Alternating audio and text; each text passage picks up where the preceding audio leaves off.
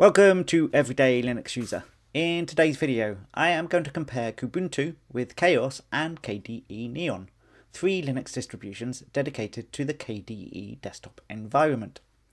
Quite often, outsiders looking in say that the problem with Linux is there are too many distributions, and the developers should focus on just one. For me, that is too simplistic. It is like saying there should be only one breakfast cereal or one type of chocolate. However, sometimes you look at Linux distributions and it is hard to distinguish the benefits of using one over another, and in today's video you will see a prime example of that. So why have I limited the video to just these distributions? Fedora, Debian, Manjaro and many other distributions provide the KDE desktop environment, but with the case of the three I've chosen today, they only provide the KDE desktop, and so they should provide the best implementations. When I create these videos, I do it from the mindset of either a new user to Linux or casual computer users, and not developers or tech gurus. It is safe to say that the three distros I have chosen today are all suitable for the audience to this channel. Kubuntu is essentially Ubuntu with the KDE desktop and its applications. It follows all the same design philosophies, but it uses KDE instead of GNOME. KDE Neon is also essentially Ubuntu, but based off the long-term support release.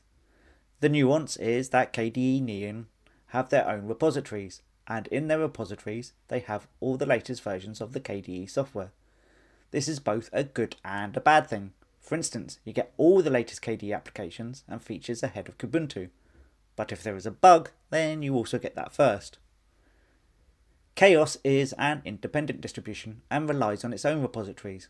In addition, whilst Kubuntu and KDE Neon work on a fixed release basis, KAOS is a rolling release distro, which means you only have to install it once, and it stays up to date via system updates. All three distros are easy to install, but if you are dual booting, I would say KAOS is slightly more tricky, mainly because it wants to use system D to boot instead of grub. If you intend to use any of them as your sole operating system, then the steps are linear and straightforward, and follow the usual pattern of choose your language, keyboard layout, where you are in the world, where to install it, and create a user. There are slight differences. For example, Kubuntu lets you choose whether to install third-party libraries, and it also has different options to install a basic installation with minimal tools or fully featured with lots of applications. Kubuntu and KDE Neon stick to the traditional layout by default with the taskbar, menu and system tray at the bottom, whereas KAOS, for some reason, thinks it's a good idea to stick the bar to the right of the screen. This is all very minimal stuff because this is KDE and it is incredibly easy to move a taskbar around. When it comes to hardware support, Kubuntu and KDE Neon are again very similar. The Wi-Fi, Bluetooth and printing all work seamlessly. With KAOS I had to install the HP Lip utility to get the printer installed.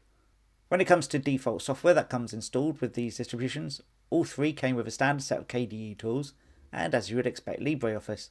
There are a few subtleties, but nothing that's worth worrying about. The key differences between all three are with the installation of packages. Let's start with Kubuntu and KDE Neon. Each of these uses KDE Discover as a graphical package manager.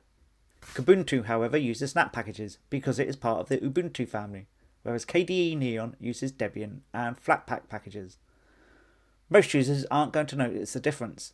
If, however, you are a Google Chrome user, and before you jump to the comment section, millions of people are, then with Kubuntu you have to go to the Google Chrome download page and download and install from there. With KDE Neon, because it uses Flatpaks, there is already a Chrome package available for installation. KAOS is a completely different beast.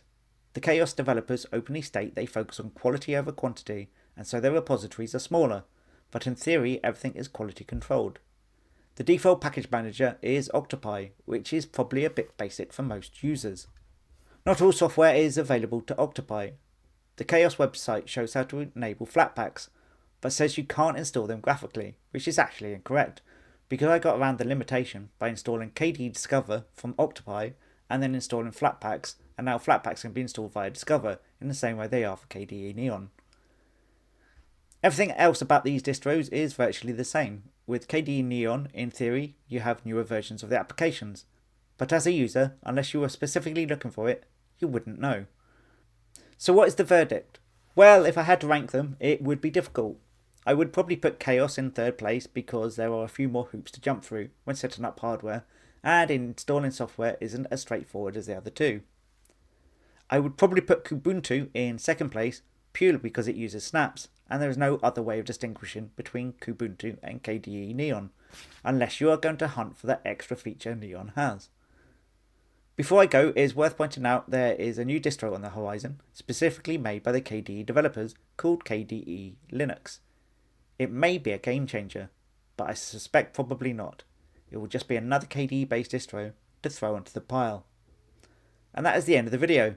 If you liked it, give it a thumbs up, hit the subscribe button, and if you see it, give it some hype, which is a new YouTube feature apparently. Anyway, thank you for watching. I'll see you next time.